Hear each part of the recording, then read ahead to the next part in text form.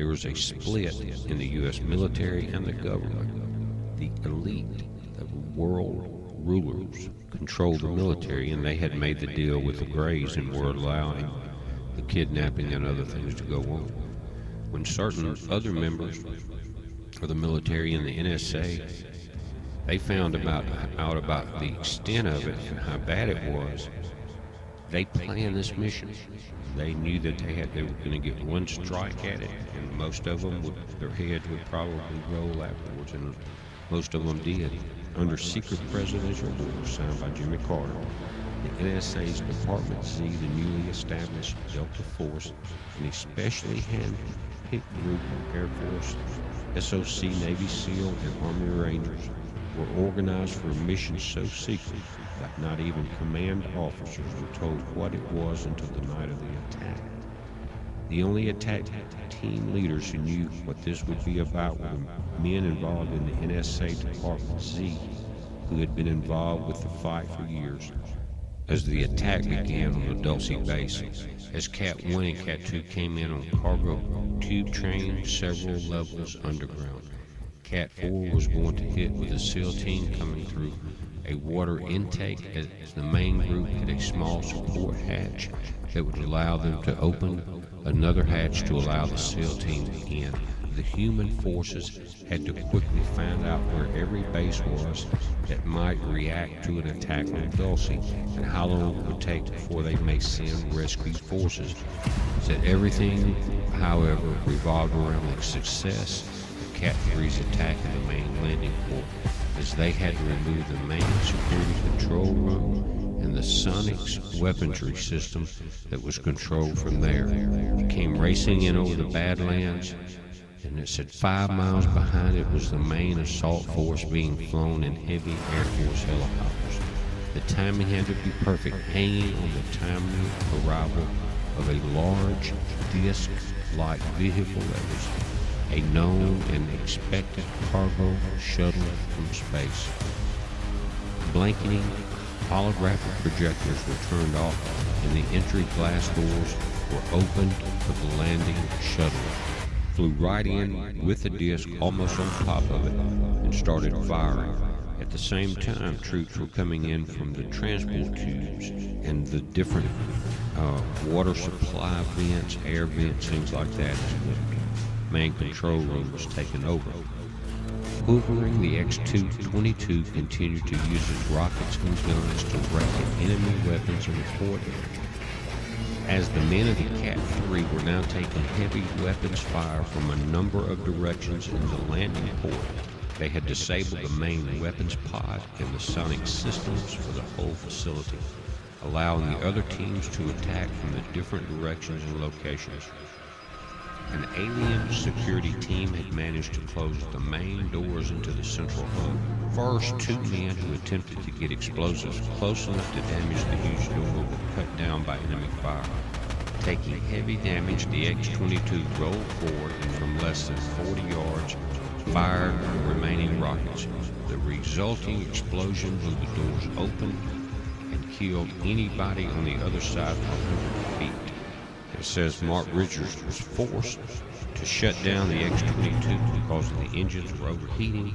Said he took command of one of the Cat 3's attack teams and led the attack through the still smoking entry into the main central hub. So other teams were attacking from the other directions. The multi-level facility at Dulce, with its central hub controlled by an extensive base security force, proved far more extensive and complex than the human attackers had been ready to cope with in the original plan. The guy that had tipped them off on the inside, Thomas Costello, had an Ultra 7 clearance, and that gave him clearance into the first 7 levels. When they got there, they found out it was much more. But it says most of the aliens were supposedly on levels 5, 6, and 7, but there were more.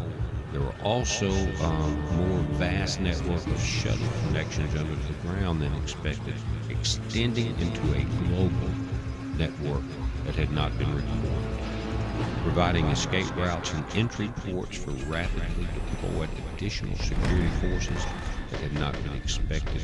They were not ready for what they found in level 6. Reports spoke of multi-armed and multi-legged humans in cages and bats.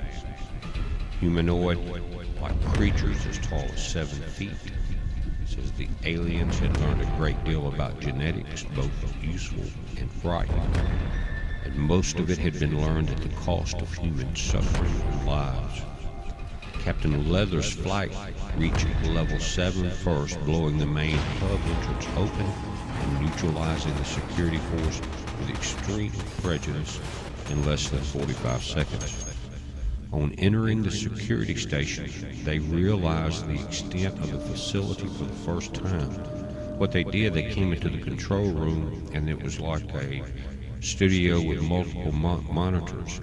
They actually had 62 different monitors, and they were almost a holographic monitor. What they saw was they had the facility for watching and controlling over 30,000 captives on that one level alone. Captain Leathers looked into the images of scenes of horror that are impossible to express in words. A zoo of human beings in various states of health and mental condition. Images of young women being tortured at that very moment. Once they realized the extent of the facility and the number of people there, that Captain Richards was given permission to extend the operation longer, even though it would become more and more dangerous as troops were being brought in through the shuttle tubes. Thousands of aliens trying to kill us, thousands of human females screaming for help, thousands more far gone, so far gone that we knew we would have to leave them behind. Thousands of enemy troops starting to arrive on the subway trains. We were not set up for a mass evacuation, so they started loading girls into the 2 trains and shooting them off as soon as we knew our forces were in control of the stations at the other end.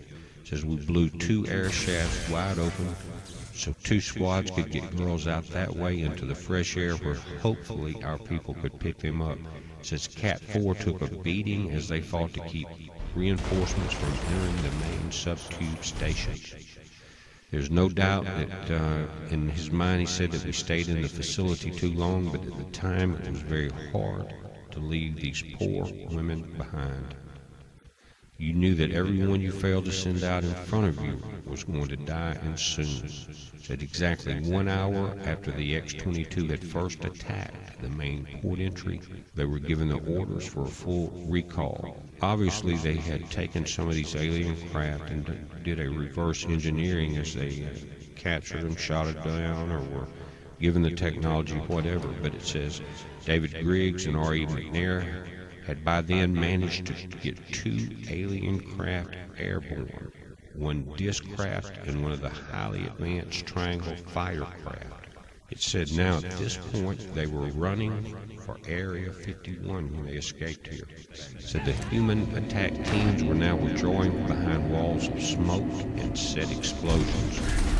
One of the frightening bits of equipment that one of the teams had found but had been forced to leave behind was a type of cell electrostatic disruption device called a CED.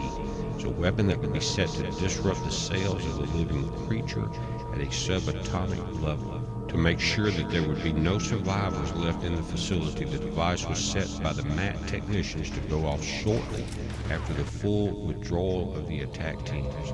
At 72 minutes, 14 seconds after the attack had started, the X-22 and the battlecraft Princely Markins cleared the landing port's blast doors and dashed for safety. Explosions from dozens of set bombs started to blow up enemy craft as they took off. 35 seconds after they cleared the doors, the CED went off, causing every life form, alien and human, left inside the facility to demolecularize on a subatomic level.